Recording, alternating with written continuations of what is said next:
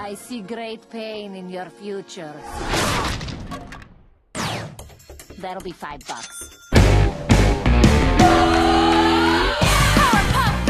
So I was scrolling my Tumblr one sunny day when I came across this post. Now, first of all, I actually want to debunk this a little. The image was not a still shot, but a frame in between a movement and a shot. I had to rewatch the short twice before I found it again, and as everyone should know, in-between frames can sometimes look, well, a little off. However, in watching the short, I did notice a much greater issue that the original Tumblr post does address. The issue is that here we have characters that move and act in a very two-dimensional plane, surrounded in a world that simulates 3 dimensions.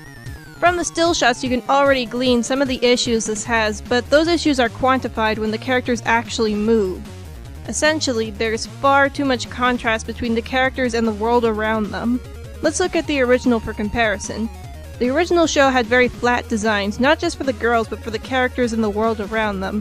Very rarely were actual perspective shots used, and this was a result of the show's initial low budget. Once the show became popular and more money was put into it, they were able to do more with the animation, however they couldn't at this point change the style as it was already too set in. With this being said, it's not impossible to change the style and maintain recognizability. We've seen this done with Ninja Turtles, Star Wars, G.I. Joe. Sometimes shows will even change styles during its run, but you'll still be able to recognize the characters. This is because there are still key elements of the design that the redesigns maintain. The best example would be Transformers Animated. Even with the style's incredible contrast to the G1 show, you can still recognize the characters without being named, because the designs still carry elements heavily reminiscent of the original designs, with the exception of Prowl and Bulkhead. Hell, these properties will still cater toward G1 fans in the ways of merchandise carrying the old designs. This, however, does not seem to be the case for the new show. As with new incarnations, the general art style changes, but this time the characters stay the same, and thus we end up with these weird-looking shots of two-dimensional characters surrounded by three-dimensional characters. So why did they do this? 2 words. Brand recognition. The Powerpuff Girls is a property that is not only popular, but highly profitable, and not just from new fans, but also from old fans. So by changing the lead character designs, the studio risks alienating old fans. However, this is a risk that they'd have to take.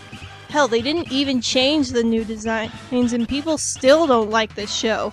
And for once, this is for good reason. Because I think we all know why Cartoon Network is bringing this back, and it has nothing to do with providing a fun, quality show. It's because the Powerpuff Girls was the biggest cash cow that Cartoon Network ever had. They're not even trying to hide it. Nino Bubbles, she plays all around. You also have Professor Plutonium that comes in this set, only this set. Then, when you're ready to save the day, you flip it around and you go in the lab. Just so you guys know, they have these auras that they conjure based on their personalities. Yeah, hers is a bunny, hers is a cannon, sometimes it's a flail, and she's the organized, Blossom's the organized one. She's a stapler. The show isn't even out yet and they're already starting to roll out merchandise. Meanwhile, Steven Universe is into its 3rd year of airing and only now are we actually getting merchandise. What we're seeing here is a studio that's afraid to try something new with this, which is incredible because Cartoon Network is probably the most experimental cartoon channel out there. But you can't be afraid for these types of things. You have to try. And if you fail, see what you did wrong and try again. Tons of artists out there have made their own adaptations of the Powerpuff Girls, some better than others. All of them showing their creativity and passion for design. But when I watch this new show, all I see are art directors straddled down, trying to make these characters as three-dimensional as they can without upsetting the studio. I hope the rest of you can learn from this and try to take risks with your character designs. Also, what the fuck is with this perspective shot?